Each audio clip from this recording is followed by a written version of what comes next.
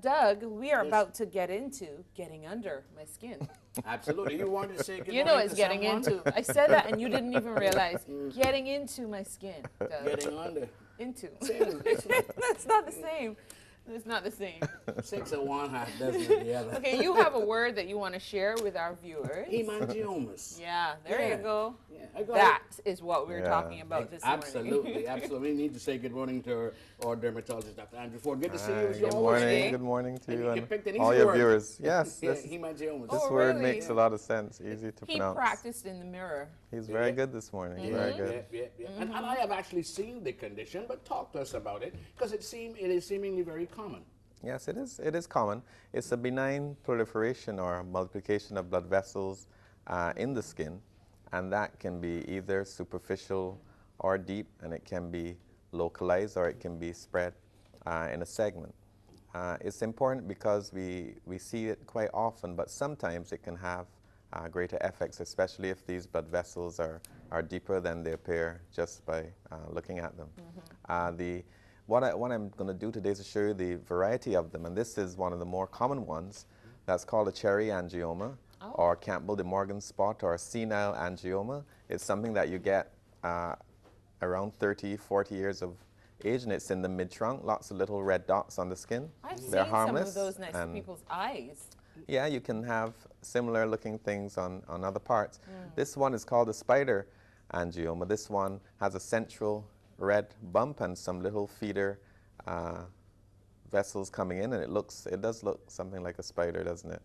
It tends to be on the face and the head and neck area as well. Would it also have that look in a darker complexion Yes, it would. person? That type of hemangioma occurs a lot in pregnancy, and also if you happen to have a bad liver, you're starting to get liver failure, then that would happen from congestion of the blood vessels.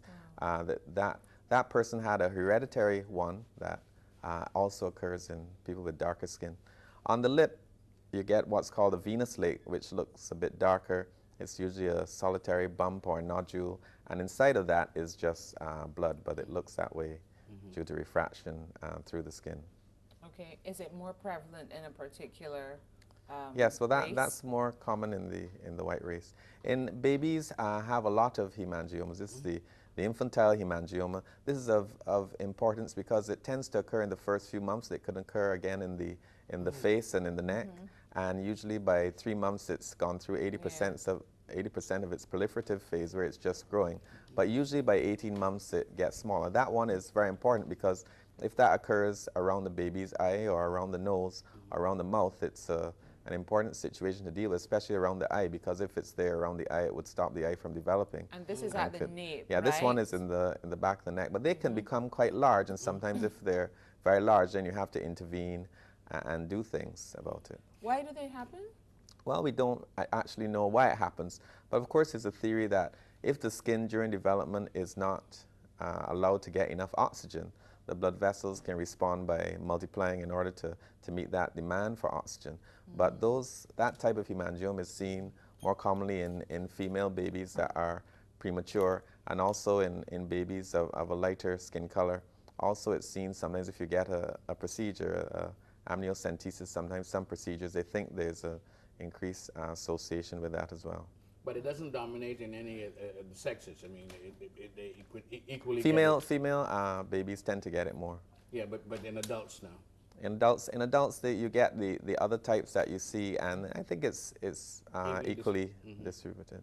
Right, this one, it just show you the variations of it, just a kind of a segmental one involving parts of the thigh. Some parts are flat, some parts are raised, but under there are lots of blood vessels. The important thing is how deep it is, and if you have what's called arteriovenous malformations, where you get arteries and veins mixing together, in situations where that happens, you can get enlargement of a limb or other conditions that can be more serious. And there's syndromes associated with them. Again, a baby with a large one just on the arm, just in the fold of the arm. So they can be, I mean, cosmetically it can be a concern for mothers and relatives, and also the children, especially if you have one in the nose, right in the middle of the nose, that can happen a lot. That looks like what people call a strawberry mark. Is that the same Well, thing? yes, that's a simple name. The the naming or nomenclature of hemangiomas causes great confusion, and people like to think of it either as a malformation with arteries and veins or just vessels joined together, because the names bear no real consequence to what's happening, and are just names that are given over time. You would have heard of the salmon patch, or you would have heard of the stalk mark in the back of a baby's neck, which is a capillary malformation, which isn't necessarily hemangioma, but it's still linked there. And they're the marks in the back of babies' necks that usually go away over time. This is to show you a segmental hemangioma, which can involve a large area of the skin. It can get red and inflamed, and this one is involving the right side of the chest and going down the arm. So in situations where it involves large areas of the skin, it can last for much longer. That looks very uncomfortable. Is it Well, uncomfortable? the baby was fine, not worrying about anything. It's just a scaly appearance that made the parents concerned in that situation. But how do you determine, you know, the genesis and the treatment for this condition, particularly when you said that it is also a manifestation of liver problems? Yeah, well, the liver problems will usually be in an older individual. You have the history of alcohol use, or maybe a hepatitis or some sort of inflammation of the liver. And there'll be other signs, clinical signs to go with it, along with the spider nevi that we saw earlier.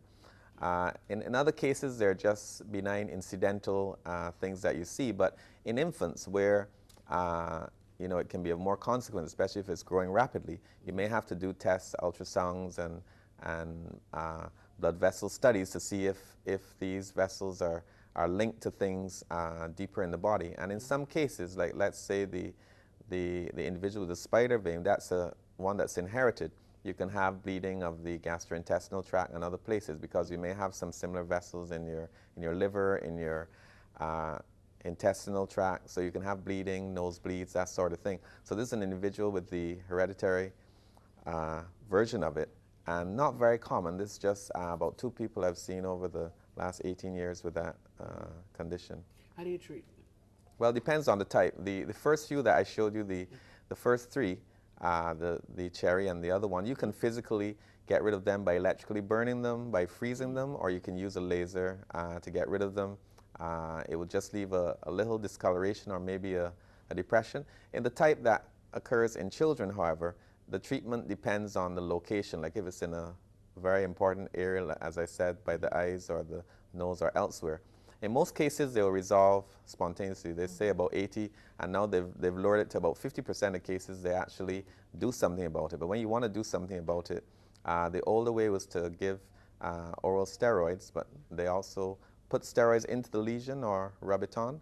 But now there's a simple medication that's used for blood pressure and for the heart called propranolol, that's also used in infants from a few weeks to a few months, and that's worked very well. And there are more complicated ways of taking care of it, let's say with lasers, or even surgically removing it. Plastic surgeons, especially if it's on the face, let's say you have one on the nose that's growing rapidly, or one even in the neck, like the one we saw. Sometimes surgery is required, but in those cases, you have to really do all your investigations to make sure that you're getting all of it, and you're not having something partially removed and getting thicker later. You would see sometimes, even on the island, there's some individuals who have hemangiomas that are deep or mixed, superficial and deep, and someone inadvertently tries to surgically do something about it, and later in life, the person already has a scar, but the hemangioma is continuing to develop and proliferate, and can cause distortions of the face, especially if it's in the face or other parts of the body. Right. Are there any other complications that this can lead to? Well, no, but if it's Breathing associated with or syndromes, okay. then there can be other abnormalities related to the eyes or even the brain and other places.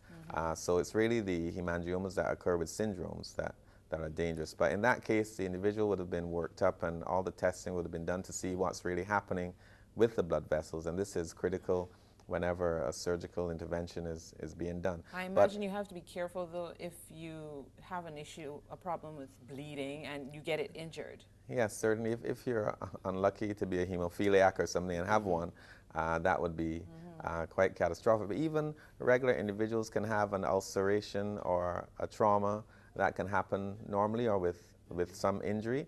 And in that case, we have to do things to stop it from bleeding, or using the laser, or some surgical intervention or just dressings depending on the severity. So they can also get infected or traumatized just like any other part of the skin can. You talked about the inadvertent discovery of a medication that helped Yes. in the case of infants. Are there medications that complicate the problem? Yes, well, certainly there would be. Anything that causes dilation of the blood vessels can. And there's some medications that were used before that had side effects, which, especially in children, which had to be discontinued. But now I think lasers and those medications and surgery are the main things that are used. But in the first few that we saw, it's all about cosmesis and considering if it's serious enough to intervene. Okay, well, I guess for some persons it could be bothersome psychologically, so Yes, certainly. you do Especially what you for can. children, if you have a large one, then there's the social pressure of going through years of people staring at pressure, you, yeah. especially here. And this happens in other parts of the world too. So sometimes they take into consideration the psychic trauma that patient can suffer and intervene early in the first few weeks rather than waiting years before doing the surgery. Okay, excellent. Thank you very much for sharing on hemangiomas with us this morning. All right, she's got it. She's got it. Just thought it- Finally, 15 Yeah. minutes later, Hemanigiomas. Well, it's better late than never, Doug. Absolutely, True. We'll absolutely. take a short break.